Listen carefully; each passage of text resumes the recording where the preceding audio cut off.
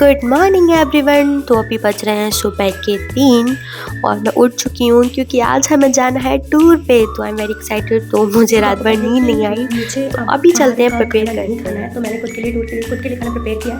तो look chole and पूरी, और ये मेरी चाय रेडी हो गई है। अभी ये जो खाना बनाया ना वो फैला पड़ा है सब। अब ये खाना करूँगी मैं पैक, उसके बाद होंगी रेडी और पहुंचा है, देखते हैं और निकलते हैं। फिर अब मैं आपको मिलती हूँ रेडी होने के बाद। बताइए गाइस, मैं हो चुकी हूँ कम्प्लीटली रेडी और मैंने बैग भी पैक कर लिया है अपना लिए। एंड अभी मैं बस ब्रेकफास्ट करूँगी एंड देन उसके बाद अभी देखते हैं हम निकलते हैं, क्योंकि मुझे अभी ऑटो तो नहीं मिलने वाला। तो मैंने अपनी बैचमेट को कॉल किया, देन शी टोल्ड कि लेट्स सी, देखते हैं क्या होता है। सो वेट फॉर बताएं। तो ये हमें इंस्ट्रक्शंस मिले थे कि हमें पहुंचना है बाई 5 AM एट कैंटीन। तो अभी मुझे नहीं पता मैं कैसे जाऊंगी, तो मैंने अभी सर को कॉल किया तो सर का फ़ोन स्विच ऑफ आ रहा है। एंड आई होप कि बस इधर से होते हुए जाएगी तो मुझे भी पिक करते हुए ले जाए, अदरवाइज मेरा बैग पैक बस रखा ही रह जाएगा। तो अभी मैंने अपनी बैचमेट को भी कॉल किया है, तो उसने बोला कि वो एक बार कैंटीन पहुंच जाती है, उसके बाद मुझे बताएगी कि क्या पॉसिबिलिटीज़ है या मुझे कैंटीन ही जाना पड़ेगा। Let's see. तो अभी हम करेंगे ब्रेकफास्ट और उसके बाद अभी मैं पीऊँगी चाय एंड उसके बाद हम देखते हैं निकलते हैं ट्रिप के लिए।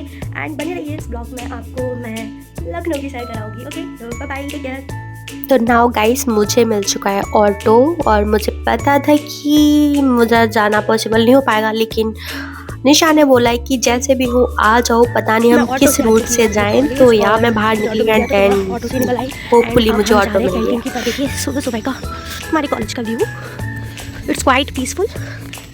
Look at this.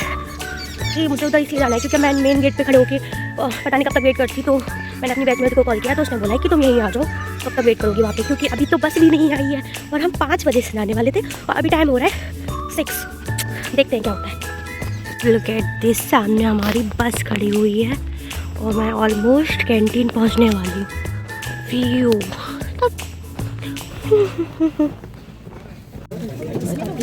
तो यहाँ गाइस, जैसे ही मैंने अपनी न्यू बस देखी ना, आई एम वेरी एक्साइटेड। लेकिन अभी जितनी खुशी हो रही है ना हमें नई बस में जाने का, उतना ही तो गाइस यहाँ पे सब लोगों ने अपनी अपनी सीट्स ले ली हैं। जिसको जहाँ पे कंफर्ट फील हुआ वो वहाँ बैठ गया है और सब बहुत ज़्यादा खुश हैं, क्योंकि ये टूर बहुत टाइम से प्लान था और फाइनली हम जा रहे हैं लखनऊ। तो ये बहुत ब्यूटीफुल था सुबह सुबह का व्यू जो मैंने कैप्चर करना चाहा। और पता है सब लोग नींद में थे लिटरली, और कुछ टाइम बाद आप देखोगे कि सब सो ही जाएंगे। एंड मैं भी सो चुकी हूँ और मैंने आगे का कुछ भी रिकॉर्ड नहीं किया है, जस्ट हम स्टॉप लेंगे एक, वहाँ पे कुछ रिकॉर्ड करते हैं, नेक्स्ट देखते हैं।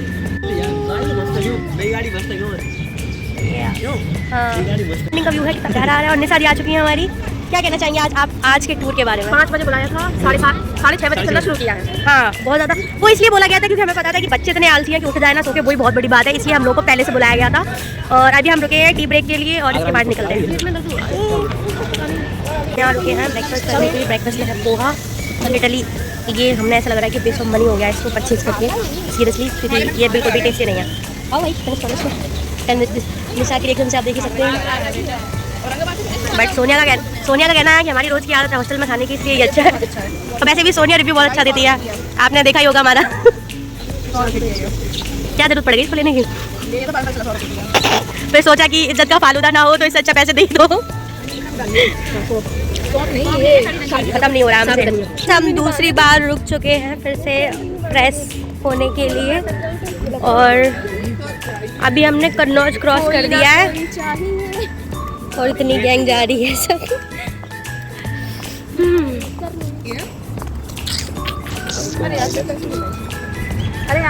गाइस ये फ्लावर्स कितने सुंदर लग रहे हैं और मैंने यहाँ पे थोड़ा सा कैप्चर किया है इनकी ब्यूटी को। हम हो चुके हैं फ्रेश। गाइस मैं आपको यहाँ आगे का सीन बताऊंगी और हम सब लोग खा पी के जो भी है फ्रेश होके यहाँ से निकल गए हैं। और लिटरली सारे बच्चे अलग अलग जा चुके हैं, कोई आइसक्रीम खाने के लिए, कोई स्वीट कॉर्न खाने के लिए, सब ना अलग अलग घूम रहे हैं। एंड काफ़ी बच्चे जो हैं वो कुछ लोग नहीं गए हैं एंड वो बस में ही सो रहे हैं और हमारे टीचर्स हमारा वेट कर रहे हैं और हम आ गए हैं बस में। और देखिए रूपाली मैडम को देखिए ज़रा, पीछे आराम से सो रही है और बाकी सब अब बस स्टार्ट होने का वेट कर रहे हैं कि बस स्टार्ट हो कैसे भी और पहुँचे। और गर्मी भी होने लगी है अब तो भाई सर्दी वाले दिन गए हैं सच में। और अभी हम थोड़ी देर में चलते हैं और बता दें आपको आगे का, so just be with us. और यहाँ पे हम जाते हुए देखा कि इतना, हम ऐसी रूट पे पहुँच गए थे यहाँ इतना ज़्यादा ट्रैफिक था ना, जो अभी मैंने आपको लास्ट क्लिप में दिखाया। एंड वहाँ से निकलने में ही लिटरली हमें 1 आवर से भी ज़्यादा लग गया हुआ, अराउंड 1.5 आवर्स।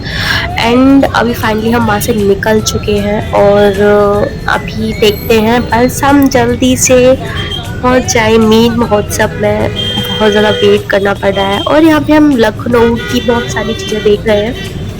गाइस मेरा तो फर्स्ट टाइम है लखनऊ में, मैं कभी नहीं गई हूँ। और यहाँ की जो चीज़ें हैं ना, लाइक अमेजिंग। जो भी लखनऊ की ब्यूटी है आई नो कब टाइम मिलेगा, कब मौका मिलेगा हमें फिर से जाने का, क्योंकि इस बार तो हम कॉलेज की तरफ से गए थे। लेट्स सी हम आगे कब खुद से घूम पाएंगे। और यहाँ के जो पार्क्स थे बहुत ज़्यादा अच्छे थे। एंड मैं आपको जैसे कि दिखा रही हूँ कैप्चर करके ये सारी चीज़ें। तो एंड इमाम बाड़ा जो काफ़ी सुना है कि हाँ बहुत अच्छा है। एंड हमारे पास टाइम नहीं था, वरना हमारे टीचर्स हमेशा यही कोशिश करते हैं कि हम ज़्यादा से ज़्यादा चीज़ें घूम पाएँ। बट जैसे कि आपको पता है कि एक दिन का टूर था तो पॉसिबल नहीं था। तो फाइनली अब बस हमें वेट है एंड हम पहुँच गए हैं। NDFGR नहीं गए, अभी हम पहुंच गए मीन महोत्सव में। लेट्स सी देखते हैं आगे की चीज़ें। और मीन महोत्सव में एंटर करते ही हमने देखे बहुत सारे स्टॉल्स, बहुत सारी टेक्नोलॉजीज, फीड से रिलेटेड और बहुत सारे इक्विपमेंट्स जिन्हें हम शायद हम फर्स्ट टाइम देख रहे थे। तो आगे हम देखेंगे कि सर हमें कैसे एक्सप्लेन करते हैं। हाँ, providing conservation. So state fish of Uttar Pradesh, that is Chitala. Okay, you can see here these are the feed fishes. You can see the juveniles of feed fishes, ornamental fishes, and you can take a few of leaflets where different types of schemes are here. Okay, one by one you take. Okay, different types of schemes are there. And one more thing, there is a scheme called as a Pradhan Mantri Matsya Sampada Yojana. Okay, in that each beneficiary is getting benefit of accidental insurance of 5 lakh rupees. So whoever comes across in your knowledge who is a fish farmer, there is a portal online app by which you can register them and he will get benefit of 5 lakh rupees accidental insurance. That is your responsibility as a student. You go, you will get the UP Fish Farmer app. Download the app. There are some steps that you know, the mobile number, Aadhaar card, bank account number. There is a 0 payment fee. Once you register them, there is a 0 processing fee, 0 payment, and the farmer get 5 lakh rupees of accidental insurance.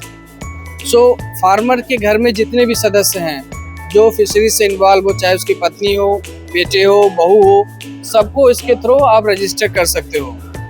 ठीक है, आपको कोई पैसा नहीं लगेगा, न ही farmer का पैसा लगेगा।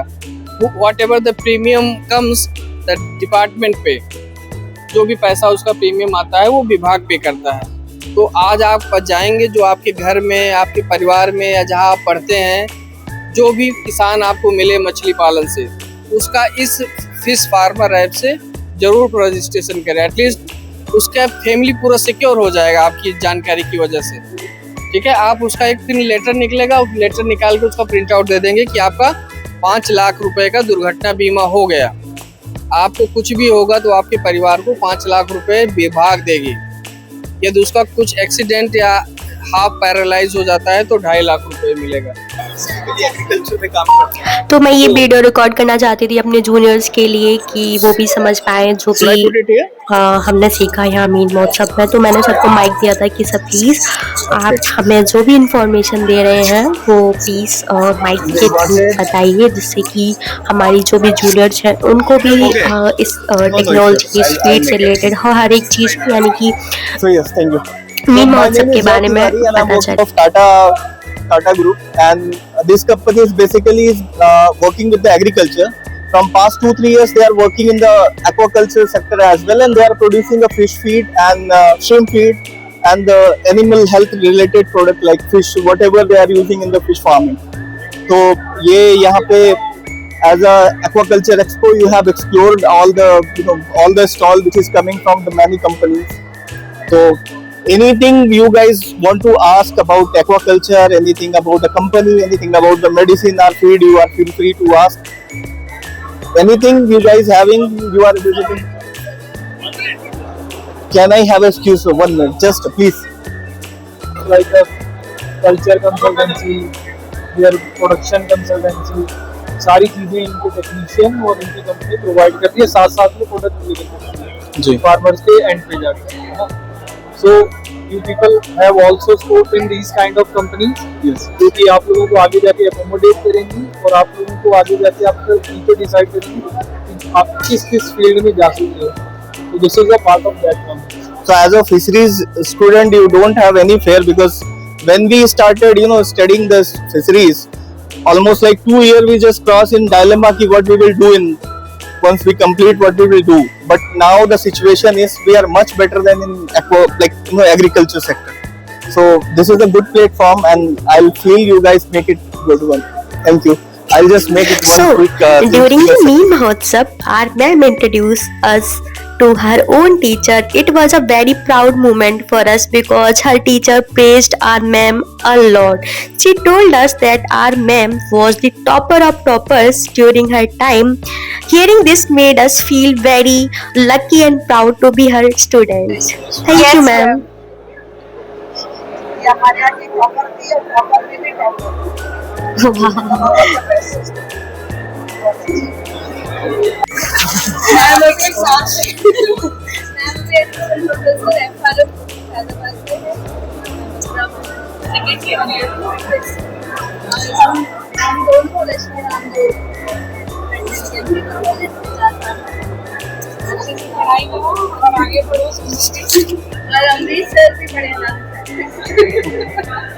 अब हम जा रहे हैं नेक्स्ट स्टॉल पे और अब हम देखते हैं नेक्स्ट टेक्नोलॉजी फीडिंग से रिलेटेड या फिर let's see.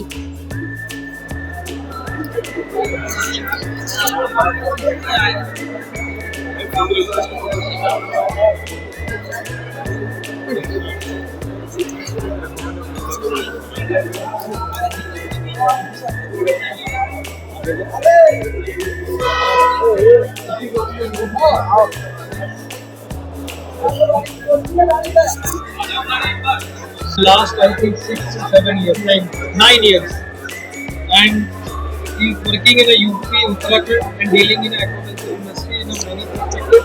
Feed, he also done in the feed field, and in medicine field also. Means in medicine he also works done in. I think now he is working in a last 2 years. वो कहाँ गया, एक और चला गया।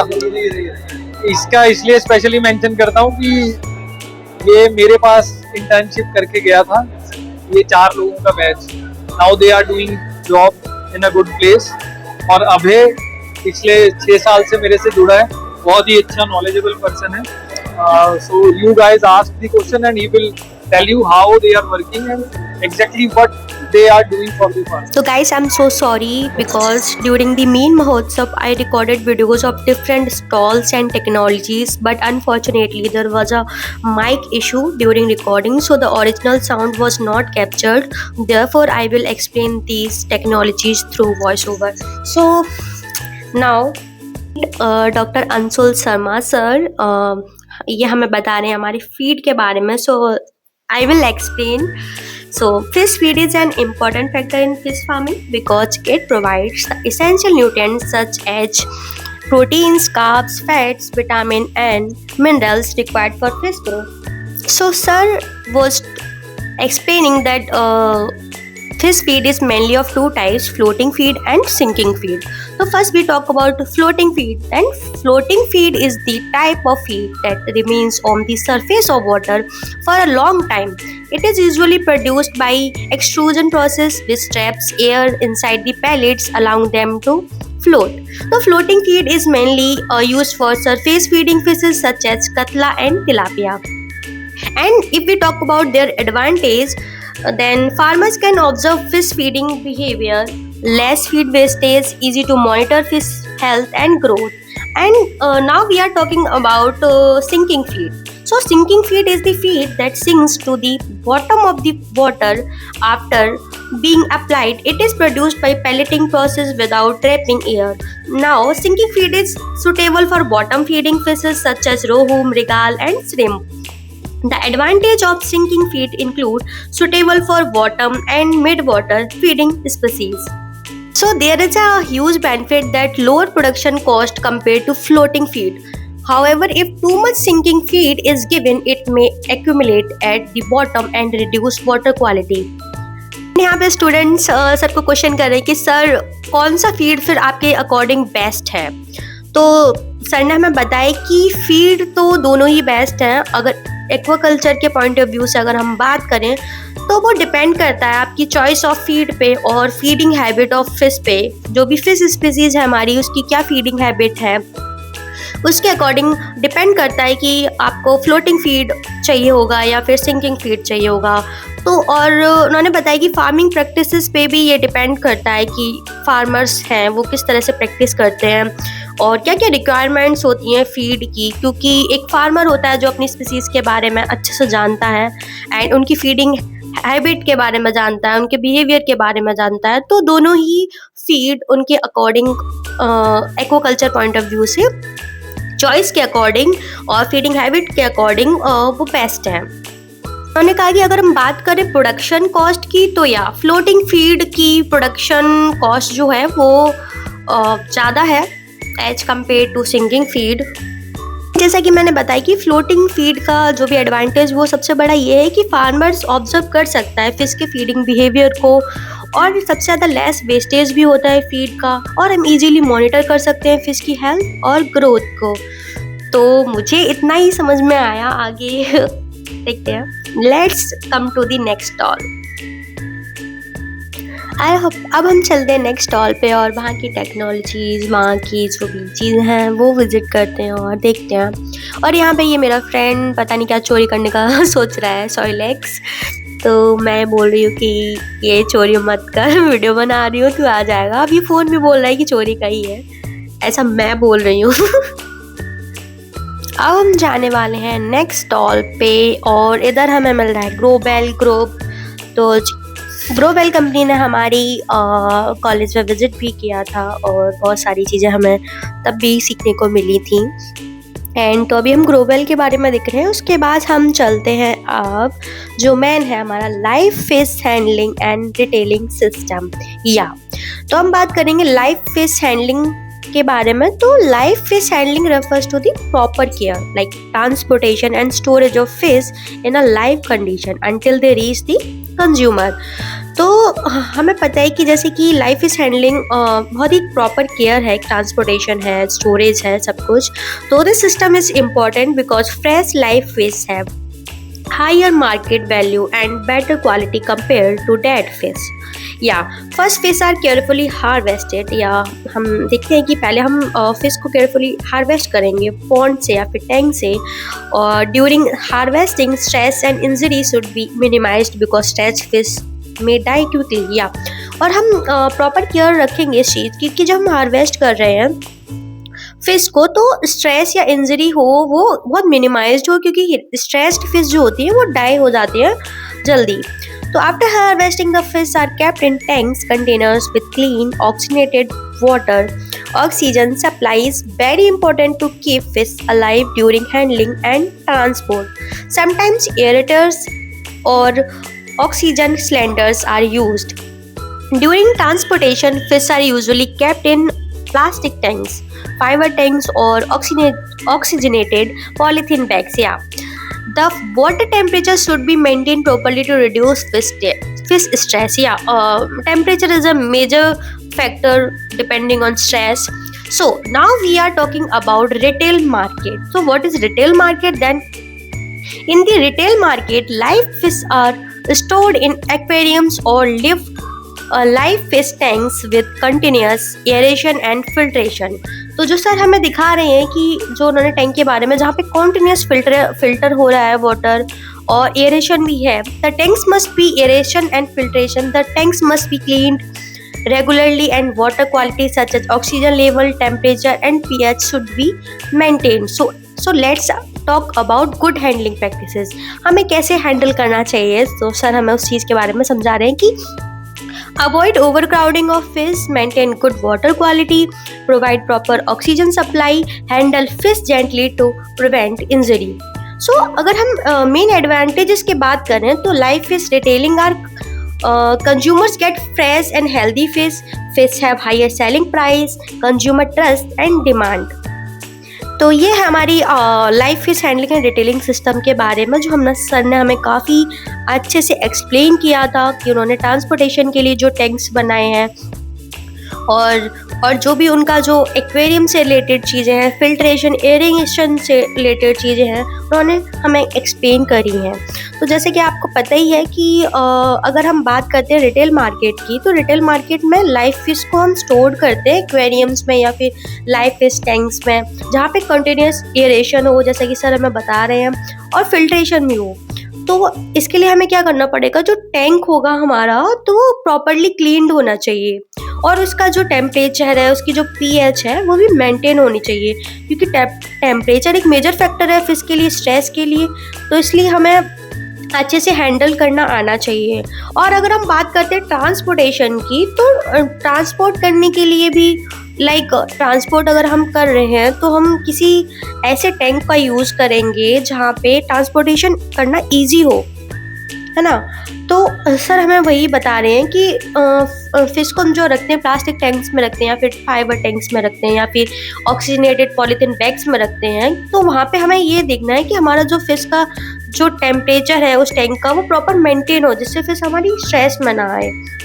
और proper अगर हमें यूज पड़ता है एरेटर्स का और सिलेंडर्स का, तो हम ऑक्सीजनेशन के लिए कर सकते हैं. तो सर ये हमें टैंक के बारे में बता रहे हैं कि यहाँ पे प्रॉपर आप ट्रांसपोर्ट कर सकते हो और यहाँ पे कोई भी आपकी फिश को किसी भी तरह की इंजरी नहीं होगी ड्यूरिंग ट्रांसपोर्टेशन. तो यही सब हमें लाइव फिश हैंडलिंग और रिटेलिंग सिस्टम के बारे में पता चला और हमें बहुत सारी चीज़ें सीखने को मिली. तो अब हम जा रहे हैं नेक्स्ट स्टॉल पे और हम ये विज़िट करेंगे, देखते हैं आगे हमें क्या क्या सीखने को मिलता है. तो अभी हम जा रहे हैं. तो उसके बाद अभी जब जो भी चीज़ें हमने सीखी हैं, आई होप इस वीडियो के थ्रू हमारे जूनियर्स को भी ये चीज़ें पहुँचे. तो इसीलिए ये मेन मोटिव वीडियो बनाने का यही था कि जो भी इस मीन महोत्सव में इंक्लूड नहीं हो पाए, इन्वॉल्व नहीं हो पाए, वो इस वीडियो के थ्रू उनको सारी चीज़ें पता चले कि हमने यहाँ पे विज़िट करके क्या क्या सीखा. So let's come to next thing या next technology. So let's move forward.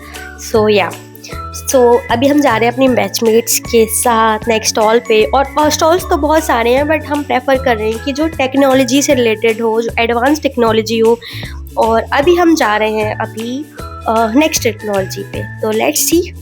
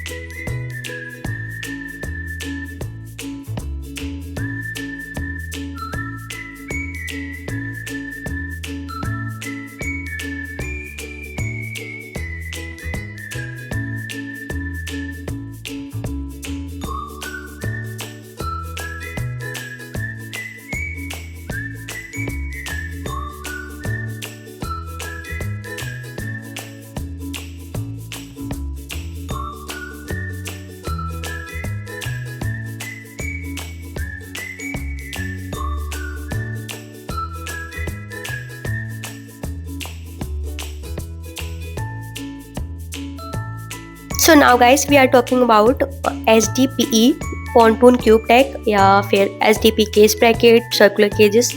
There are many things. And SDP stands for high density polyethylene. It is a strong, durable and corrosion resistant plastic material. SDP pontoon cubes are floating blocks used to make floating platforms on water. These cubes are lightweight but very strong and can be easily connected with each other to form a floating dock, fish cage platforms or walkway. Now, SDP floating wetlands is a floating platform used for water purification and environmental improvement. Then it is made using SDP floating materials that support aquatic plants on the water surface. The plant roots grow into the water and help absorb nutrients, pollutants and excess organic matter. This system helps to improve water quality and provide habitat for aquatic organisms. So, this is all about this tech. Now we further move to next technology.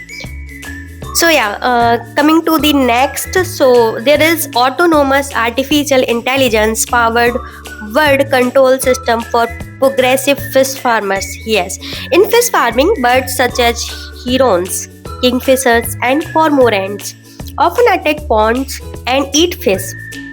This causes economic loss to fish farmers. Traditional methods like scarecrows or nets are sometimes less effective and requires regular monitoring. To solve this problem, AI means artificial intelligence powered bird control system are used.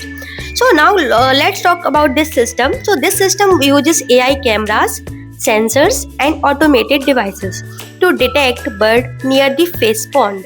When a bird enters the monitoring area, the AI system identifies the bird using image recognition technology. Once the bird is detected, the system automatically activates bird deterrent methods such as loud alarm sounds, flashing lights, water spray, or ultrasonic devices.